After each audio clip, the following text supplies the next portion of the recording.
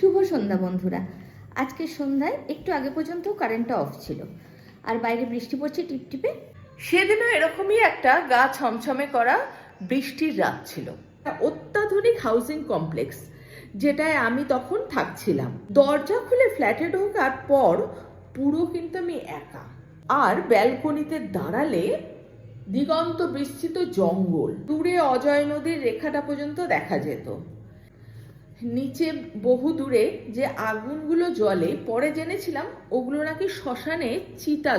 সেদিন অফিস থেকে ফিরে চায়ের কাপ হাতে নিয়ে রোজকার মতো ব্যালকনিতে দাঁড়ালাম, কিন্তু হাওয়ার এত দাপট যে মনে হচ্ছিল আমাকে ধাক্কা দিয়ে বোধহয় ফেলেই দেবে। ঝিঝি পোকার ডাক, তার সঙ্গে আরো নানান রকমের ডাক ভেসে আসছিল বৃষ্টি ভেজা জঙ্গলটার ভেতর থেকে। আমি চায়ের কাপটা হাতে নিয়ে এসে বসলাম খাটের উপরে। কারেন্টটাও অফ হয়ে গেছে।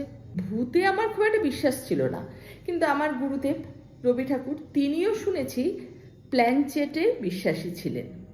ময়দারে মোমবাতির আলোয় কাপা কাপা এই যে ছায়া, এর মধ্যে যদি কেউ প্ল্যানচেট করে তাহলে বোধহয় আত্মা নেমে আসবে ভাবতে ভাবতে আমি কখন যেন ঘুমিয়ে পড়েছিলাম। কারেন্টও এসে গেছে, এমন সময় দেখছি ব্যালকনির দরজায় কেউ ঠক ঠক করছে। সত্যি তো, ব্যালকনির দরজায় কে নক করবে? এদিকে তো আকাশপথ ছাড়া আসাও যাবে না। আরে ভূত! একবারের জন্য আমার মনে হলো, যদিও আমি ভূতে বিশ্বাস করি না, কিন্তু মুহূর্তে ওই রকম একটা পরিবেশ, জঙ্গলের মধ্যে, 7তলা বাড়ির উপরে, আশেপাশে কেউ নেই, আমার ফ্লোরে শুধু আমি একা। মানুষের মন তো, একটুখানি গাটা ভার ভার করতে লাগলো, শিরশির, যেরকম সবাই বলে যে ভূতের সামনে এলে নাকি শরীর ভার হয়ে যায়। তো আমি গিয়ে সোজা দরজার ছিটকানিটা ধরে খুলে দিলাম। খুলেই দেখলাম আমার সামনে আমার সমান সমান লম্বা কেউ একটা, তার দু চোখ আমার চোখের সামনে, এবং আমি যেরকম গোল্লা গোল্লা চোখ করে ফেলেছি ওকে দেখে, ও কিন্তু আমায় দেখে ঠিক একই রকম এক্সপ্রেশন মুখের।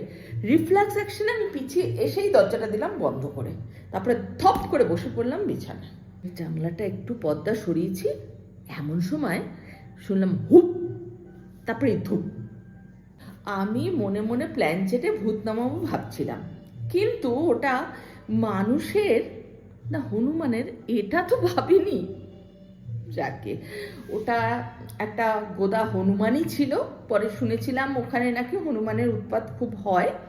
সেই রাতে তো তারপরে খুব জোরে বৃষ্টি নামলো। তো অনেক পরে আমি যখন এই গল্পটা গিয়ে করছিলাম, আমার 4 বছরের ভাইপো খুব মনোযোগ সহকারে আমার গল্পটা শুনলো। তারপরে কি বললো জানেন? তোমার সমান লম্বা জাম্বুবান, জাম্বুবান, এত লম্বা হনুমান হয় না।